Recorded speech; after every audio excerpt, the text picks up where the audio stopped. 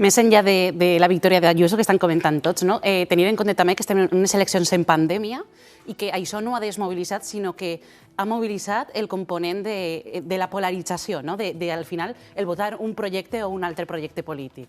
De tot el que hem vist, escoltat fins ara, amb què et quedes tu com a periodista? Conta'ns els teus titulars de la nit. Jo tinc algunes coses més relacionades amb la comunicació política, que és el que jo em dedique. A mi, per exemple, de la compareixença d'Edmundo Val em crida l'atenció no veure Inés Arrimadas, perquè Inés Arrimadas no està ahí, que és que no es vol cremar amb aquesta derrota.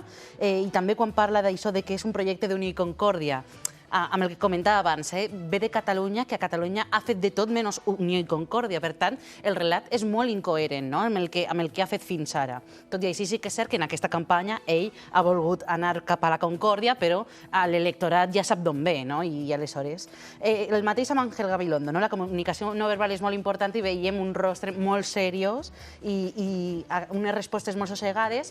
Està molt bé ser sossegat, però jo crec que a aquest candidat li ha faltat també un lideratge. No tenia que estar en pot ser molt sossegat i molt de concòrdia i no voler crispació, però aquesta xispa, aquesta marca personal, això que te fa convèncer, atraure un electorat, doncs no el té. Pot tenir moltes altres virtuts, però aquesta no la té. D'Abascal, el mateix, en la línia aquesta.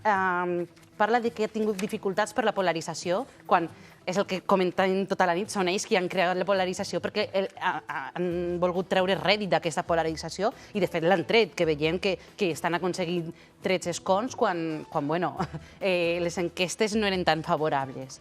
Per altra banda, de Casado, en queda amb el titular de això és una moció de censura al sanchisme, no?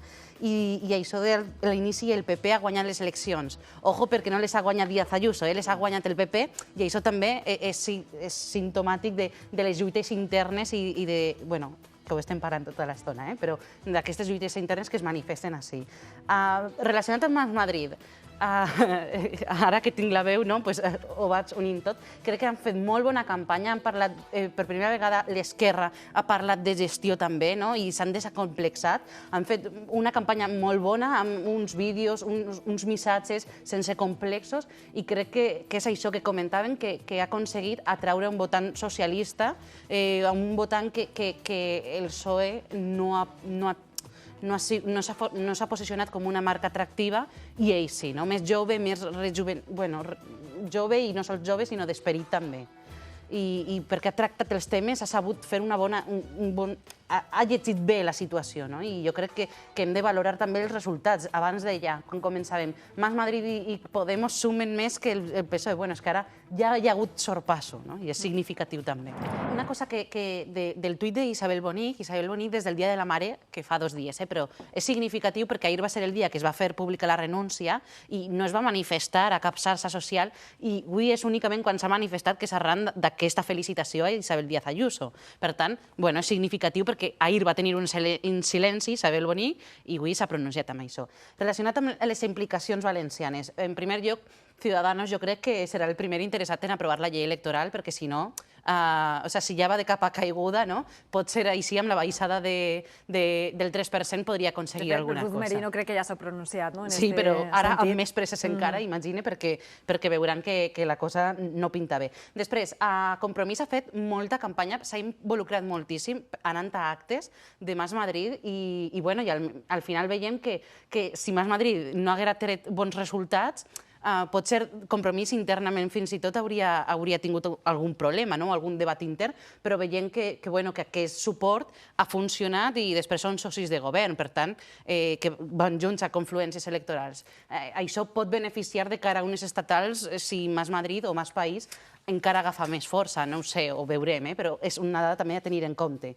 Després, el tema de Podem, jo crec que cal replantejar el paper de Podem dins de diversos territoris. És a dir, per exemple, a Galícia ja va passar, així al País Valencià també ho veiem, és a dir, on hi ha forces que ja juguen aquest paper i que ja estan d'abans, potser s'haurien de replantejar el fer coalicions o l'anar conjuntament, perquè, per exemple, a Galícia està el BNG, que sí té l'eix nacional, òbviament més desenvolupat, però l'eix social el tenen pràcticament igual. De fet, ja a les eleccions gallegues ho van veure.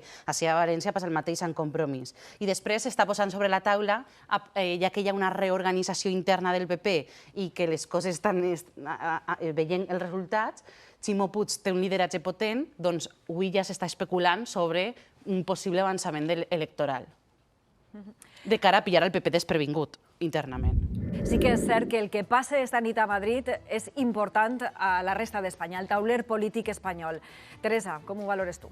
Em semblen molt interessants les reflexions de Manolo Mata i d'Enric Morera en el sentit de posar sobre la taula la diferència territorial. És a dir, que aquesta nit guanya Isabel Díaz Ayuso, guanya el PP madrileny. Recordem que el juliol va guanyar el PP gallec amb Feijóo també, i el mateix dia al País Basc va passar tot el contrari. A Catalunya fa 2 mesos va passar que el PP tampoc va guanyar, ni molt menys. Per tant, hem de tenir en compte les diferències territorials, que el que passa a Madrid sembla que es magnifica molt més, també per la infosaturació, com tenim tots els mitjans, des dels estatals, els més propers a nosaltres, que sembla, aquesta crítica que tenim darrerament, que sembla que sabem més de Madrid del que passa al costat de nostra casa, o de com està la situació, o de qui governa el COI, o sabem més de Madrid que del COI, quan està més proper a nosaltres. Doncs tot això el que acaba fent és que ens pensem que la victòria d'aquesta nit del PP, que està molt bé, i de fet després parlarem també del tema de les esquerres, perquè també estan traient un resultat que caldrà veure, però que ens pensem que això tindrà un impacte a tot l'Estat quan les diferències territorials estan sobre la taula i són patents.